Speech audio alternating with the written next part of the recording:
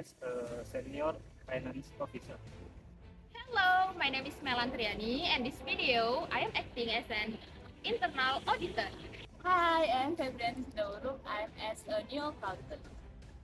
Hi, I'm Nadeta Saloni Karangkutukulu, and in this video, I am as finance supervisor.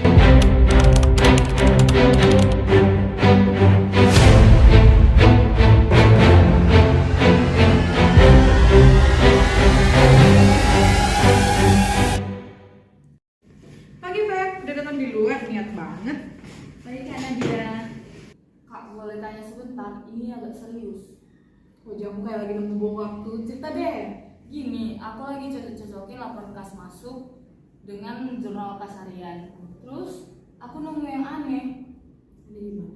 Misalnya nih Kak, pembayaran di PT Andras Jaya bukti transfernya itu tanggal 5 Mei, tapi di sistem justru masuknya tanggal 8 dan malah ditandatangani sebagai pelunasan piutang dari klien PT Surya Abadi. Tunggu, kamu yakin datanya benar? Yakin Kak, bukti transfer, jurnal, bahkan surat jalan kliennya semua ada. Ini kayak sengaja dialihkan buat nutup yang lain. Ini bisa jadi lapping sih. Tapi kita nggak boleh berkesimpulan lebih cepat gitu, karena kita harus telusuri hal ini. Kamu simpan semua bukti ya, biar kita diskusikan bareng Melan dari audit. Siap Kak, jujur aku agak kaget sih. Baru sebulan kerja udah nemuin dia.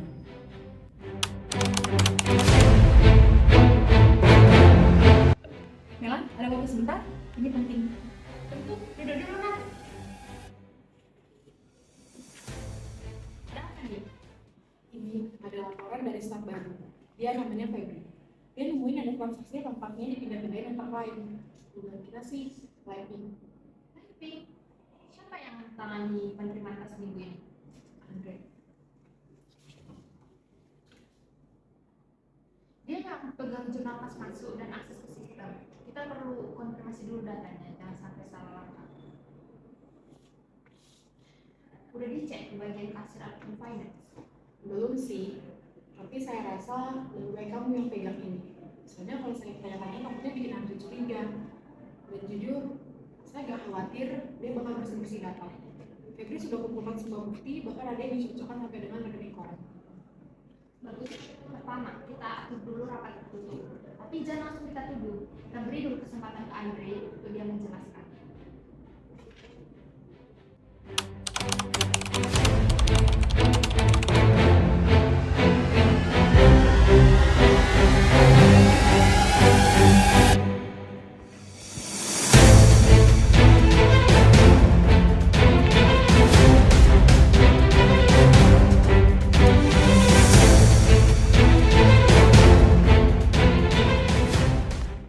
Bisa dimulai dengan mencocokkan setiap transaksi yang terkait dengan akun PT Surya Abadi dan PT Andras Jaya selama 2 bulan terakhir.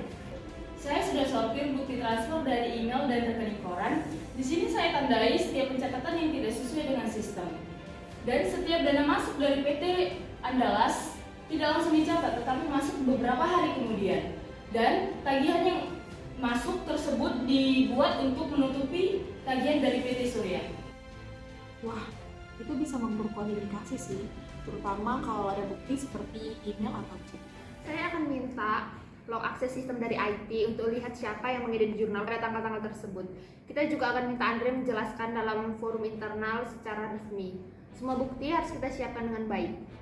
Baik.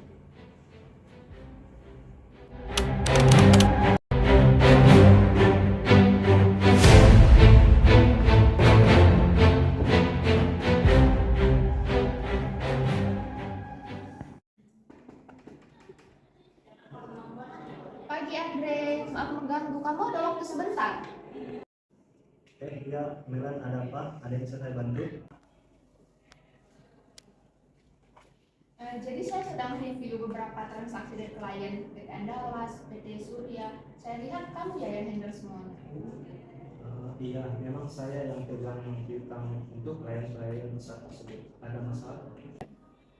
Ada yang menarik nih di sini. Misalnya pembayaran PT Surya tertanggal 3 Mei digunakan untuk menutup invoice PT Andalas yang sebenarnya itu jatuh temponya itu bulan lalu. Dan transaksi seperti ini tuh terjadinya nggak sekali tapi beberapa kali. Bisa kamu jelaskan? Oh gitu. pasti karena adanya kesalahan sistem tuh. Saya ingat itu waktu itu bagian finance itu telat memenuhi datanya.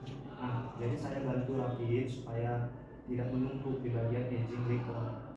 Kamu input sendiri tanpa form persetujuan atasan. Saya kan cuma mau bantu.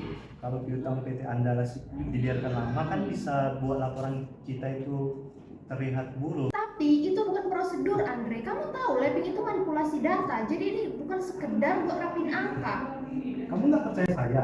Gila, saya kerja siang malam, saya handle 80% bisnis besar loh. Kalau saya nggak ambil inisiatif, semua bakal berantakan. Lagi pula nggak ada uang yang saya ambil. Tapi kamu alihkan pembayaran dari satu klien ke klien lain. Dalam standar audit itu udah termasuk fraud. Apa kamu paham resikonya?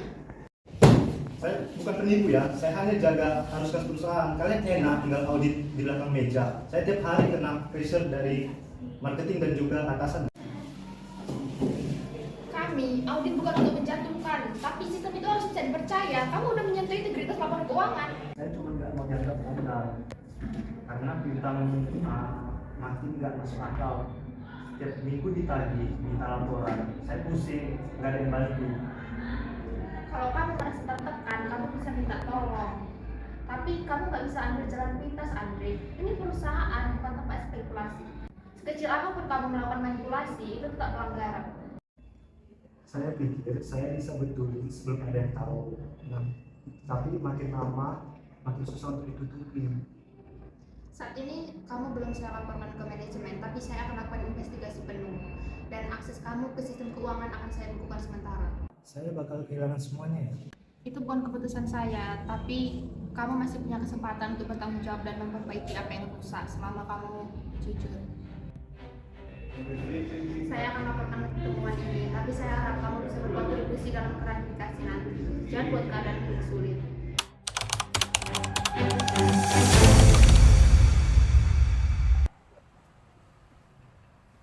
Manajemen memutuskan Andre diberi sanksi tegas, tapi tidak dilakukan pemecatan langsung. Andre juga diminta untuk melakukan pelatihan ulang dan pengembalian dana, dan juga dia dipindahkan ke bagian non keuangan. Jadi nggak dipecat? Kadang, ketika seseorang melakukan kesalahan, tidak harus diberikan hukuman yang berat, Feb. Namun, dengan sedikit pelajaran, supaya dia bisa berubah. Audit bukan untuk mencari salah, tapi untuk membenahi sistem dan juga untuk menjaga budaya integritas. Senang bisa jadi bagian dari proses ini. Ini dunia kerja sesungguhnya, Feb. Di sini, mata kamu bisa lebih tajam daripada scanner.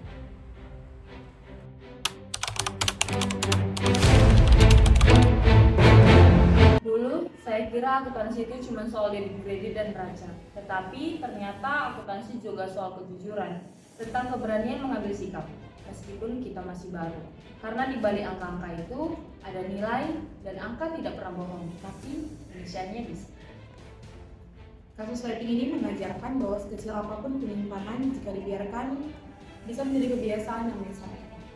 Tindakan manipulasi bukan hanya merusak laporan keuangan, tapi juga merusak kepercayaan. Padahal, kepercayaan adalah aset terbesar dalam dunia akuntansi.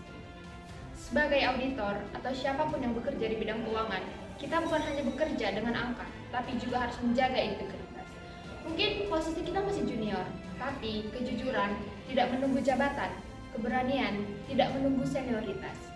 Dari drama ini saya belajar bahwa menjadi akuntan bukan hanya soal kecermatan, tetapi juga soal keberanian menjaga kebenaran. Karena ketika semua orang diam, satu suara yang jujur juga bisa mengubah segala.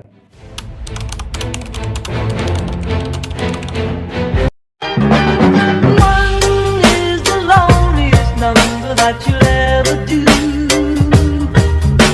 Two can be as bad as one. It's the loneliest number since the number one. One is the loneliest number that you'll ever do.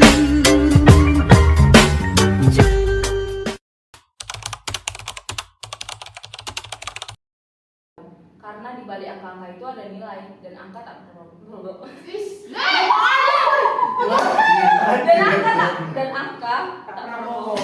Dan angka tak pernah bohong.